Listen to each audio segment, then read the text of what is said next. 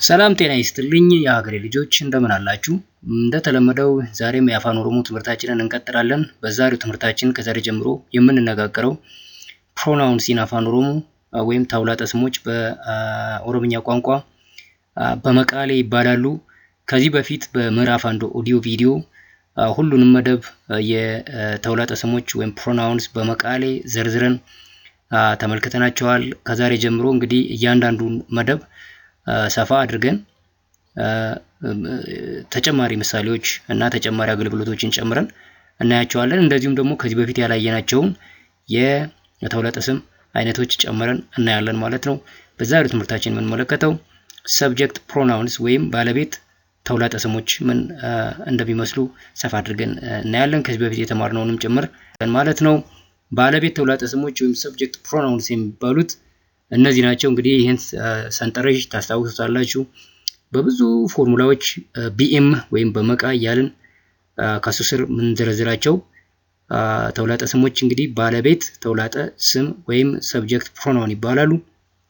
በመቃ በአፋን ኦሮሞ ፕሮናውን ማለት ነው። በመቃሌ ሲሆን ሲበዛ ነው ተውላጠ ስሞች ወይም ፕሮናውንስ ማለት ነው። ስለዚህ ሰብጀክት ፕሮናውንስ የሚባሉት በአፋን ኦሮሞ 7 ናቸው።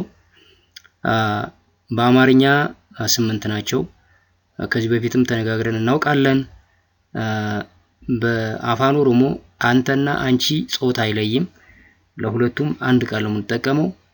አቲ የሚለውን እንጠቀማለን። ስለዚህ በአፋን ኦሮሞ አቲ ማለት አንተ ወይም አንቺ ማለት ነው የሚሆነው ማለት ነው። ስለዚህ በዚህ ምክንያት አቲ የሚለው አንተና አንቺን ከአንድ ላይ ስለሚወክል ከአማርኛው በአንድ ያነሰ ይሆናል ማለት ነው። በአማርኛ 8 ተውላጠ ስሞች በአፋን ኦሮሞ 7 ይሆናሉ ማለት ነው። እነሱም እነማን ናቸው? ቢኤም በመቃ በሚለው ስር የግድ መሸምደድ ያለባቸው ነገሮች ናቸው። እነዚህ ከዚህ በፊት ተነጋግረናል። እስካሁን ሸምደዳችኋቸው እንደሆነ ተስፋ አድርጋለሁ። ምክንያቱም እነዚህን ተጠቅመን በጣም ብዙ ፎርሙላዎች አይተናል፣ ብዙ ስቴትመንቶች ሰርተናል። ያለ እነዚህ መንቀሳቀስ አንችልም ማለት ነው እዚህ በምንነጋገርበት ትምህርት ማለት ነው። በእርቂቻ ለሰብጀክት ፕሮናውንስ ስፔሲፊካሊ ከፍተኛ ትኩረት ይሰጣል።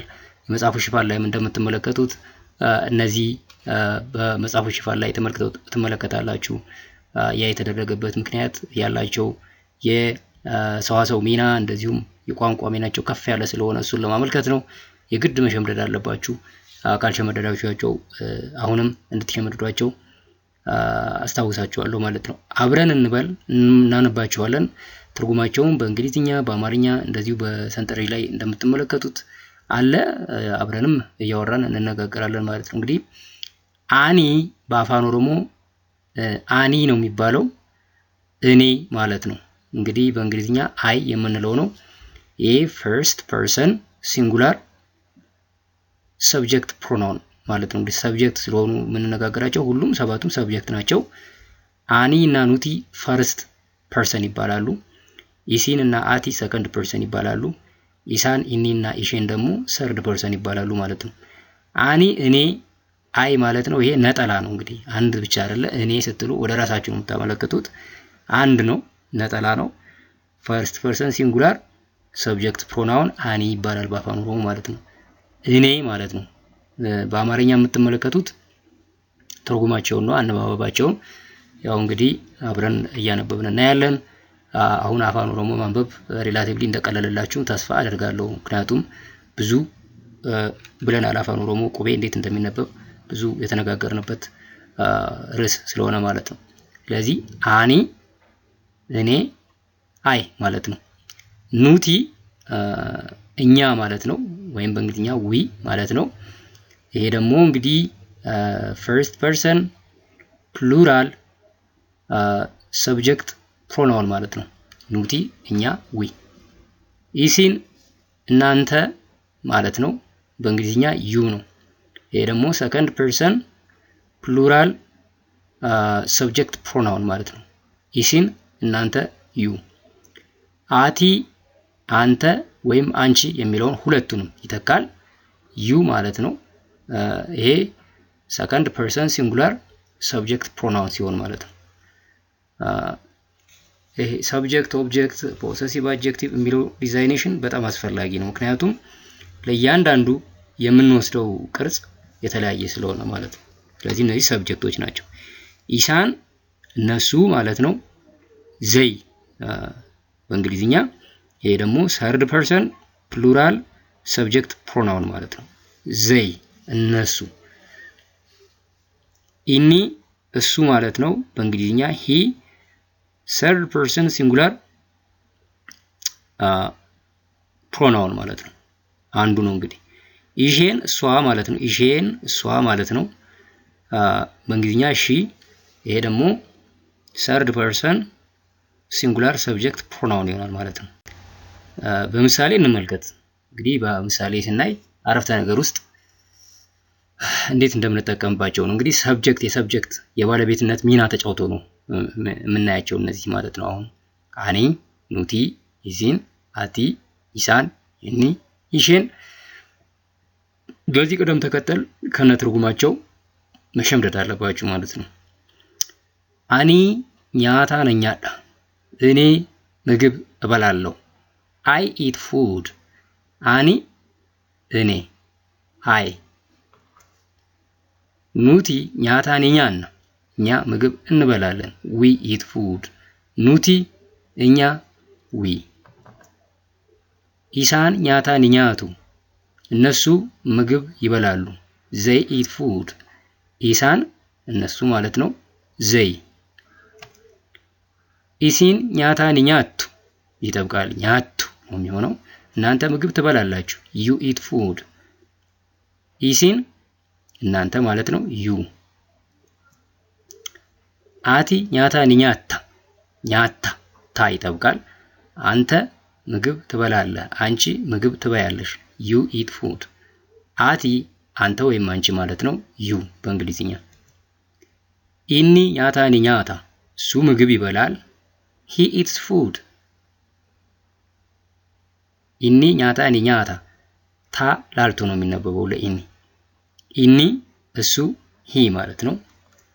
ኢሼን ኛታ ኒኛቲ፣ እሷ ምግብ ትበላለች። ሺ ኢትስ ፉድ ይሆናል ማለት ነው። ስለዚህ ኢሼን እሷ፣ ሺ ማለት ነው።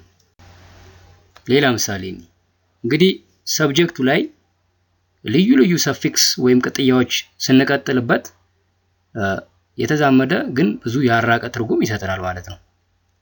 አሁን ለምሳሌ ሆ ማለት እኔስ፣ እናንተስ፣ እኛስ፣ እሱስ፣ እሷስ። what about me, what about you, what about them, what about us።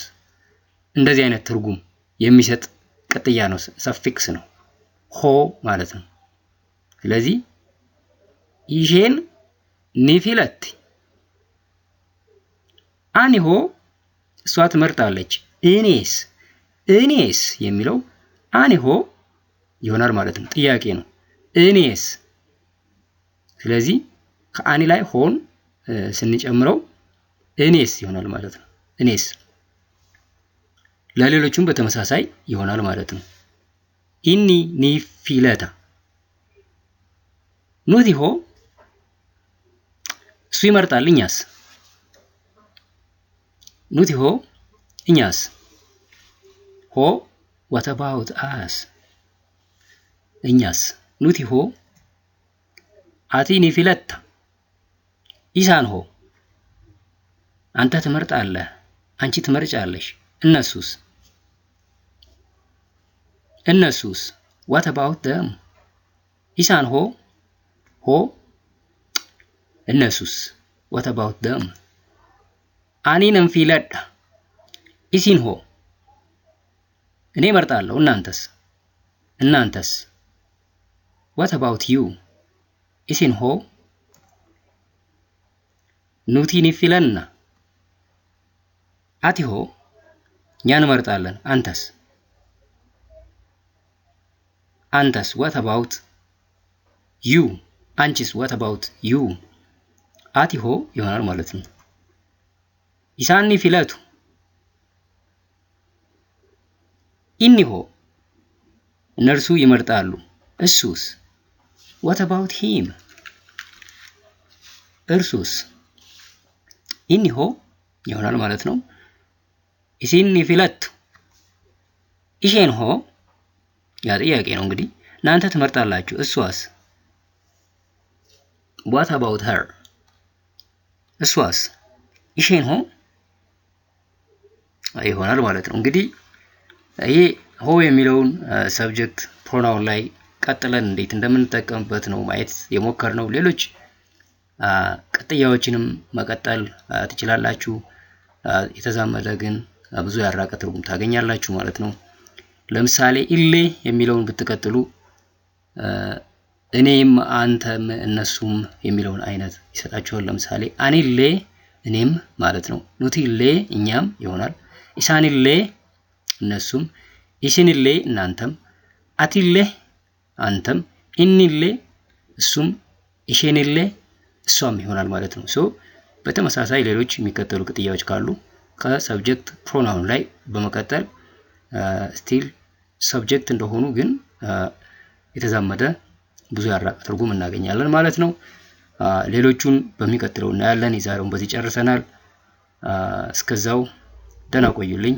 ነጋቲ ነፍቱራ